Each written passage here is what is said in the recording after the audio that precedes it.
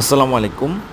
আ আজকে আপনাদেরকে আমরা কিভাবে কাঠ চিরাই করি সেটা দেখাবো। আপনারা চাইলে এরকম গোল গাছ কিনে ফার্নিচার বানাইতে পারেন। দেখেন, আমরা প্রথমত এরকম গোল গাছ কিনি, সেগুন গাছ এগুলা। দেখেন বিভিন্ন সাইজের, বিভিন্ন মাপের হয়। মোটা আছে, চিকন আছে, বড় আছে, ছোট আছে। আমাদের যেই সাইজটা লাগবে আমরা ওই সাইজটাই ফার্নিচার কিনি আরকি। কেনার পরে আমাদের মতো করে আমরা বিভিন্ন সাইজের এগুলা চিরাই করে, যেমন ১ ইঞ্চি আছে, ১.৫ ইঞ্চি আছে, ২ ইঞ্চি আছে। সাইজ মতো করে আমরা চিরাই করার পরে আমরা ফাইনালি একটা ফার্নিচার তৈরি করি আরকি।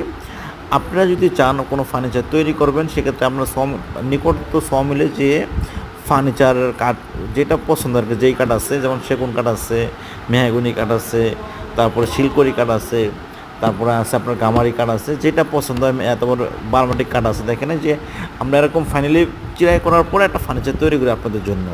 আর এই ভিডিওটা যাতে ভালো লাগে অবশ্যই সাবস্ক্রাইব করে রাখবেন। আসসালাম।